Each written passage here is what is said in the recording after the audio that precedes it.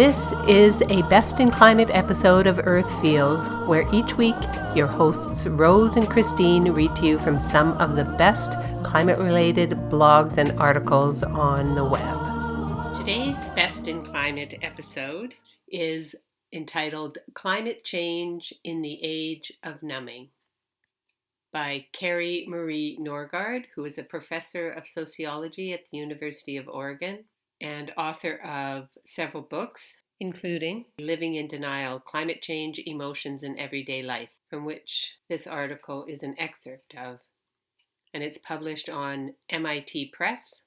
I'm Christine, your host for this episode, and I feel I resonate with what Dr. Norgaard is talking about, her experience in living in a small community in Norway where people were educated about global warming, but they still did not integrate this knowledge into everyday life. So let's get started. It was not long after my arrival in Bygdeby, a pseudonym I use for an actual rural community in western Norway, that I began to sense a paradox. Norwegians are among the most highly educated people in the world. Global warming was frequently mentioned during my time in Bygdeby, and community members seemed to be both informed and concerned about it. Yet at the same time, it was an uncomfortable issue. People were aware that climate change could radically alter life within the next decades, yet they did not go about their days wondering what life would be like for their children, whether farming practices would change in Bygdeby, or whether their grandchildren would be able to ski on real snow. They spent their days thinking about more local, manageable topics. Ingrid, a local high school student, described how you have the knowledge, but you live in a completely different world. Vigdis told me that she was afraid of global warming, but that it didn't enter her everyday life. I often get afraid, like it goes very much up and down then with how much I think about it. But if I sit myself down and think about it, it could actually happen. I thought about how, if this here continues, we could come to have no difference between winter and spring and summer, and lots of stuff about the ice that is melting and that there will be flooding, and that is depressing the way I see it. In the words of one person who held his hands in front of his eyes as he spoke, people want to protect themselves a bit. These voices are echoed in the United States. One of my female environmental studies students described how solving global warming seems like such a daunting task, and I know that it can seem too overwhelming. Another student observed, despite my knowledge of the wider climate issues, I am still living the same life. Community members in Bygdeby described the sense of knowing and not knowing, of having information but not thinking about it in their everyday lives. As one young woman told me, in the everyday I don't think so much about it, but I know that environmental protection is very important. As a topic that was troubling, it was an issue that many people preferred to avoid. Or as Ingrid put it, I think that there are lots of people who think, I don't have that problem myself. I can't do anything about it anyway. Community members describe climate change as an issue that they have to sit themselves down and think about, don't think about in the everyday, but that in between is discouraging and an emotional weight. People in Bygdeby did know about global warming, but they did not integrate this knowledge into everyday life. This state of affairs brings to mind the work of historical psychologist Robert J. Lifton. Lifton's 1982 research on Hiroshima survivors describes people in states of shock, unable to respond rationally to the world around them.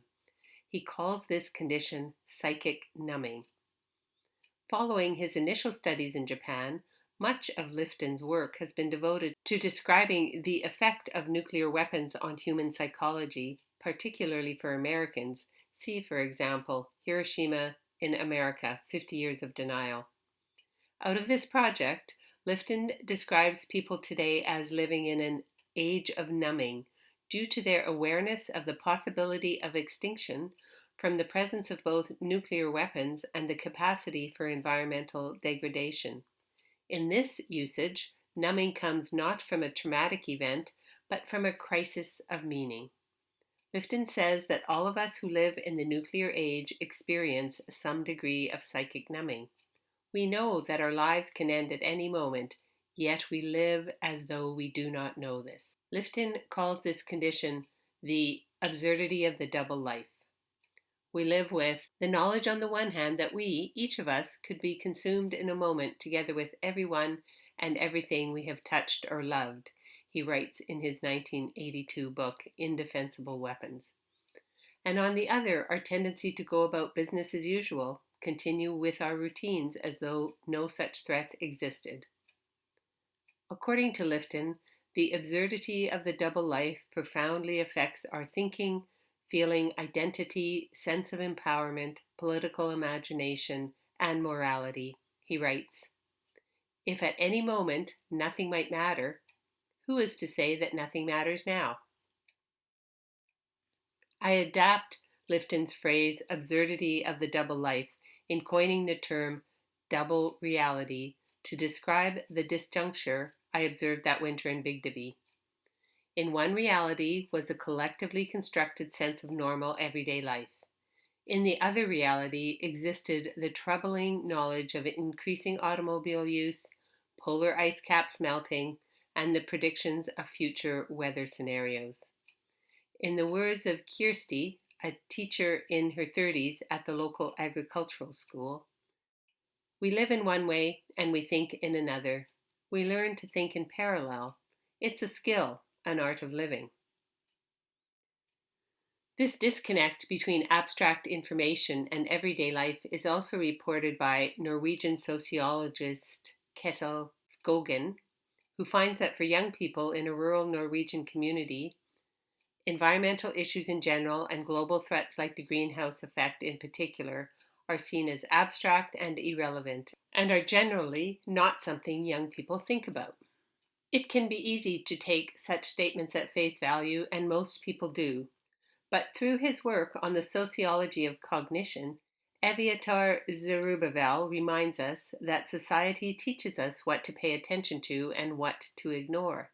We learn cognitive traditions through a process of socialization. Deciding whether to pay attention to a given idea or event in a given moment or not is a learned process that Zerubbabel, in his book Social Mindscapes, calls optical socialization.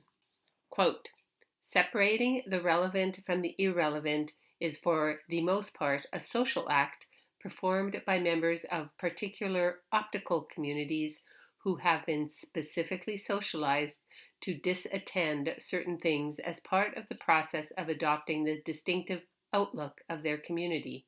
In other words, we learn what to ignore, and only then does its irrelevance strike us as natural or logical." End of quote.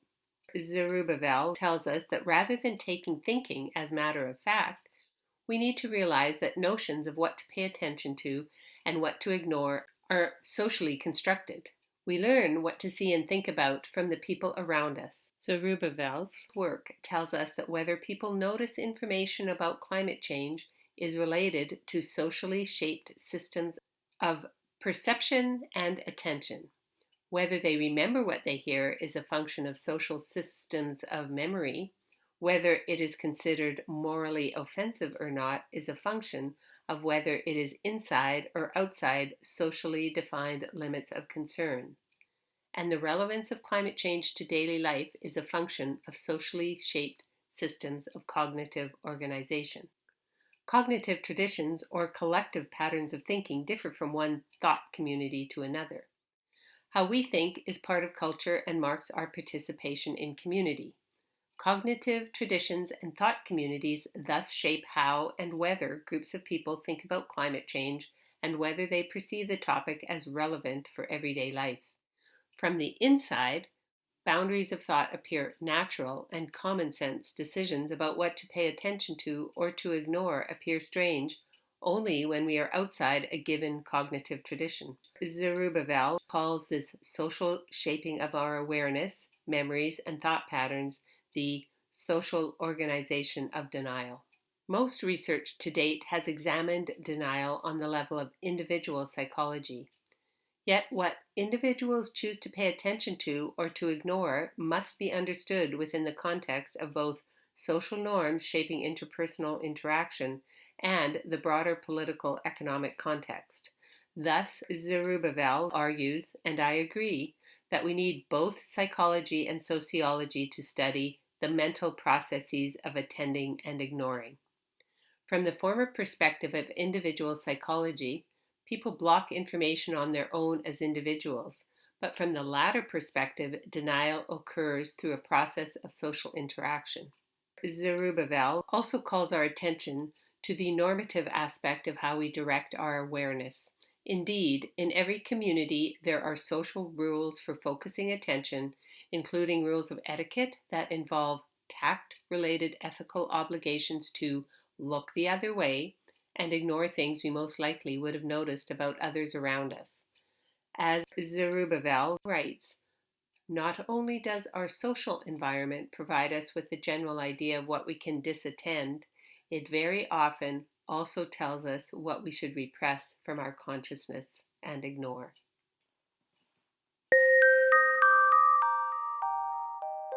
You just listened to the post Climate Change in the Age of Numbing by Kari Marie Norgaard, posted on the MIT Press website, and it is an excerpt from her book, Living in Denial, Climate Change Emotions in Everyday Life, published in 2011 by the MIT Press. Kari Marie Norgaard is a professor of sociology at the University of Oregon. She is the author of Salmons and Acorns Feed Our People, Colonialism, Nature, and Social Action, and Living in Denial, Climate Change, Emotions, and Everyday Life. That's this week's episode of Earth Feels. Special thanks to singer-songwriter Kristen Hoffman for generously allowing us to use song for the ocean. Thanks for listening. Don't forget, subscribe to our podcast so you don't miss an episode. Catch you next time. Bye-bye. Children of the earth, I'm calling out. There's a mission for you and for me.